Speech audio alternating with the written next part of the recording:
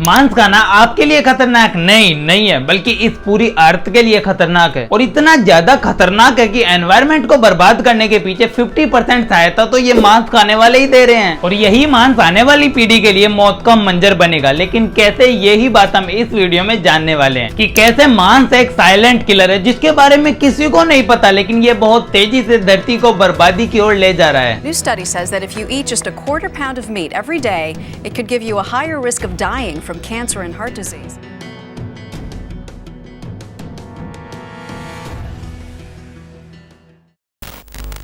मांस से होने वाली बर्बादी को जानने से पहले ये जान लो कि इंसान मांस खाता कितना है। पूरी दुनिया में हर साल 92 बिलियन मतलब 9000 करोड़ लैंड एनिमल्स को खाया जाता है जो धरती पे रहते हैं, जैसे गाय, भैंस, कुत्ता, सुअर।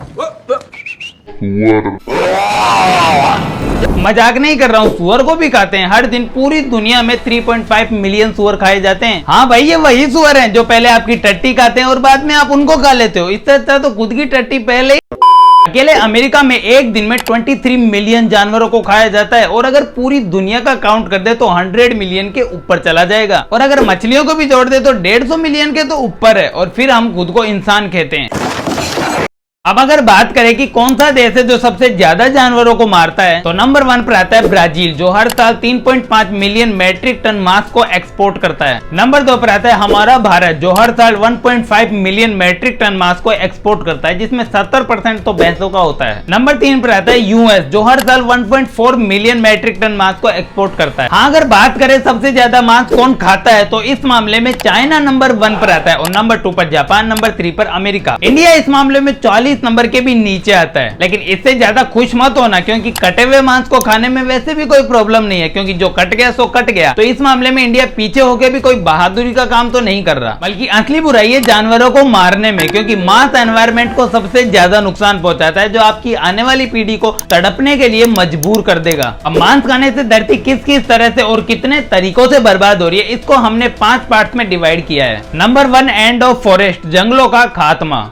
मीट प्रोडक्शन के लिए जानवरों की संख्या लगातार बढ़ती ही जा रही है, जिनके रहने के लिए और खाने के लिए जंगलों को लगातार काटा जा रहा है। एग्जाम्पल के तौर पर जितने भी अमेजन जंगल को काटा जा रहा है, उसमें से 80% तो सिर्फ मीट प्रोडक्शन के लिए काटा जा रहा है। और हर साल 340 मिलियन कार्बन डाइऑक्साइड को एटमॉस्फेयर में छोड़ दिया जाता है, जो कितना ज्यादा नुकसान करती है ये मैं आगे पोल्यूशन वाले पॉइंट में बताऊंगा। इन्हीं पेड़ों को काटने की वजह से दूसरी प्रॉब्लम स्टार्ट होती है, जो है point number 2, loss of biodiversity, मतलब जानवरों का विलुप्तीकरण। मीट देने वाले इन जानवरों के लिए जब पेड़ पौधे और जंगलों को काटा जाता है, इन्हीं जंगलों में रहने वाले जानवरों और पेड़ पौधों की कई सारी स्पीसीज है जो एक्सटिंक्ट हो जाती है। आज दुनिया के 60% जानवरों और पेड़ पौधों के एक्सटिंक्शन के पीछे की वजह है मीट प्रोडक्शन, जिसके लिए जंगलों को काटा जाता है और जंगलों में रहने वाले 60% जीव है जो अचानक से सर्वाइव नहीं कर पाते और एक्सटिंक्ट हो जाते हैं। और यही एक्सटिंक्शन हमारे एटमॉस्फेयर की रीबिल्डिंग पावर को भी कमजोर कर रहा है, जिससे जब क्लाइमेट चेंज होता है तो हमारा एटमॉस्फेयर और भी ज्यादा खराब हो जाता है। अब आता है मांस खाने की वजह से तीसरा नुकसान और सबसे बड़ा नुकसान, लैंड डिग्रेडेशन, मतलब मिट्टी की उर्वरता का खत्म होना। मीट प्रोडक्शन वाले जानवरों के लिए जो फसल उगाई जाती है वो धरती की उर्वरता को धीरे धीरे खत्म कर रही है, मतलब न्यूट्रिशन को धीरे धीरे खत्म कर रही है। जैसे गाय, भैंस, बकरी, ये जानवर सूखे एरियाज में उगने वाले पेड़ पौधों को भी खा जाते हैं और पौधों की जड़ उखड़ने की वजह से मिट्टी की ऊपरी उपजाऊ परत भी ढीली हो जाती है और जब बारिश आती है तो वो ऊपरी उपजाऊ परत जो है वो बह जाती है और बचती है शुष्क बेजान जमीन, जो धीरे धीरे रेगिस्तान का रूप ले लेती है और पेड़ पौधों का उगना बंद हो जाता है। इस हिसाब से अधिकांश खेत और जमीन मीट प्रोडक्शन की वजह से धीरे धीरे बर्बाद हो रहे हैं और बची हुई जमीन पर सफिशिएंट क्वांटिटी में गेहूं और चावल उग नहीं पाते और गरीब लोग बेचारे भूखे रह जाते हैं। इस वजह से अब एक बहुत बड़ी प्रॉब्लम क्रिएट होती है, वो है पॉइंट नंबर 4, खाने की कमी। ये मांस देने वाले जानवर इंसानों के मुकाबले बहुत ज्यादा खाना खाते हैं, बदले में बहुत कम मांस और अंडे देते हैं। साइंटिस्ट ने बताया कि जानवरों के 1 किलो मांस को पैदा करने के लिए उन्हें 10 किलो अनाज खिलाया जाता है और अकेले गाय भैंस 1 साल के अंदर 870 करोड़ लोगों के बराबर का खाना खा जाते हैं और इतने तो इंसान भी नहीं है धरती पे। वर्ल्ड वॉच इंस्टीट्यूट के हिसाब से हम एक ऐसी दुनिया के अंदर रहते हैं जहां हर रोज 6 में से 1 इंसान जो है भूखा सोता है, क्योंकि अमीर लोगों की मांस की रिक्वायरमेंट की वजह से इंसानों से ज्यादा अनाज तो जानवरों को खिलाया जाता है। इसलिए रिसर्चर्स ने दुनिया को एक वार्निंग दी है कि बहुत जल्द अनाज का अकाल पड़ने वाला है। अब बारी आती है मांस खाने की वजह से होने वाली सबसे बड़ी प्रॉब्लम के बारे में, लैक ऑफ वाटर, पानी की कमी।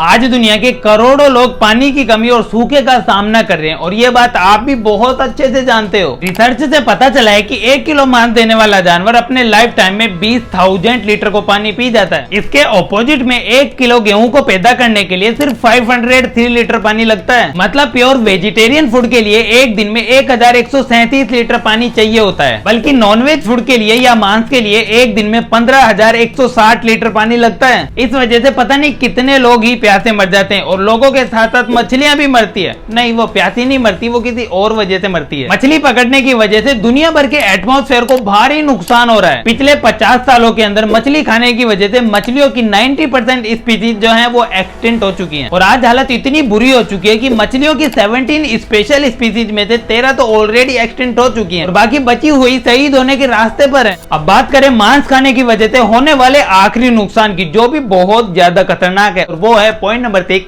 पॉल्यूशन। मीट प्रोडक्शन की वजह से कार्बन डाइऑक्साइड, मीथेन, नाइट्रोक्साइड जैसी harmful green house gases release होती हैं और इतनी सारी ग्रीन हाउस गैसेज जाके एटमॉस्फेयर में जम जाती है जो गर्मी को बाहर नहीं निकलने देती, जिस वजह से ग्लोबल वार्मिंग होती है। पोल्यूशन की दूसरी वजह जानवरों के मांस के अंदर भारी मात्रा में बैक्टीरिया और वायरस पाए जाते हैं जो मांस काटते समय एटमॉस्फेयर में रिलीज हो जाते हैं और फिर तरह तरह की बीमारियां पैदा करते हैं। और इसके साथ ही जानवरों के साथ एक और गंदी प्रॉब्लम होती है और वो है इनका टॉयलेट गोबर। खुद तो साफ करते नहीं है, हमें डेली फावड़ा लेके साफ करना पड़ता है। रिसर्च से पता चला है कि जानवर इंसान से 130 गुना ज्यादा गोबर करते हैं, जिसके अंदर से भारी मात्रा में अमोनिया और मीथेन जैसी जहरीली गैस रिलीज होती है जो एटमॉस्फेयर को गंदा करती है और साथ में मटेरियल वेस्टेज नदियां और तालाबों को गंदा करता है। अब पीछे मैंने इतने सारे नुकसान गिना दिए, अब सवाल ये उठता है जब इतना नुकसान हो रहा है तो क्या अर्थ को बचाने के लिए आपको मांस को खाना बंद कर देना चाहिए? तो देखो यार, अपनी थाली से मांस को हटाना और प्योर वेजिटेरियन खाना खाना एक अच्छी चॉइस होगी, जिससे हमारा एनवायरनमेंट भी बचेगा और आपकी सेहत भी अच्छी बनेगी, क्योंकि कई जानवर ऐसे होते हैं जिनका मांस खाने से कैंसर होने का खतरा होता है। अब मैं यहाँ न्यूज चैनल वालों की तरह हिंदू मुस्लिम नहीं करूंगा, थोड़ी मर्यादा रखिए कि मुस्लिम मांस खाते हैं हिंदू मांस नहीं खाते, ये सब बकवास है। भारत की तकरीबन 60% पॉपुलेशन मांस खाती है और मुसलमान तो सिर्फ 20% है, तो बाकी का 40% मांस कौन खा रहा है? बाकी मांस खाने के नुकसान मैंने बता दिया, अब खाना बंद करोगे या नहीं करोगे ये आपकी चॉइस है। और बाकी हमने हरियाणा के दंगों को भी समझाया है, जिसको आप यहाँ क्लिक करके देख सकते हैं। फिर मिलते हैं नेक्स्ट वीडियो में।